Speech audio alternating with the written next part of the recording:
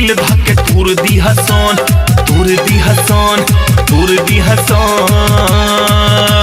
अरे रे छोड़ी छुआता तोरा कचोरी से पानी, एमे पुआरा के लूड़ा धके हुर दी हसन, एमे पुआरा के लूड़ा धके हुर दी हसन।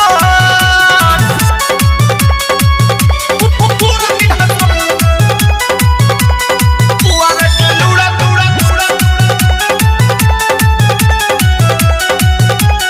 पुआरा के लूड़ा लूड़ा लूड़ा,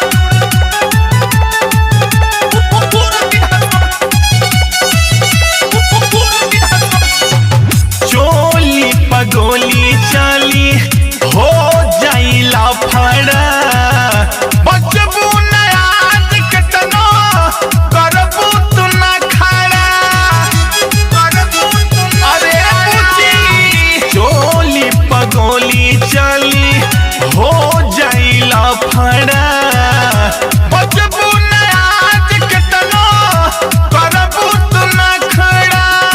झड़ जाई पानी सुन माल बंगाली, सटी के बजरा चाटे दे उठलाली।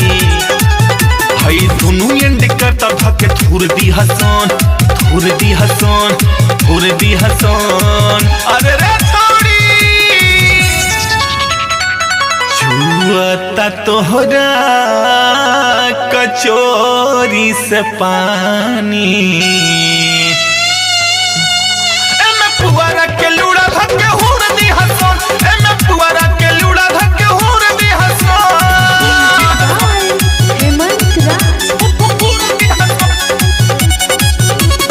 पुआरा के लूड़ा लूड़ा लूड़ा, पड़ल नहीं खुपाला कबो बिहार के मरद से, चाप दी तो फेंके लगबो मोबिल तू दर्द से, मोबिल तू दर्द से। पड़ल नहीं खुपाला कहियो बिहार के मरद से, चाप दी तो फेंके लगबो मोबिल तू दर्द से। राइटर रीते से जना पूछ कमजोर रे, ऐठला झार दी है समाट तोर रे। आज मन भर तोरी त किसली हसन, किसली हसन, किसली हसन। अरे रे छोड़ी छुआता तोरा कचोरी से पानी,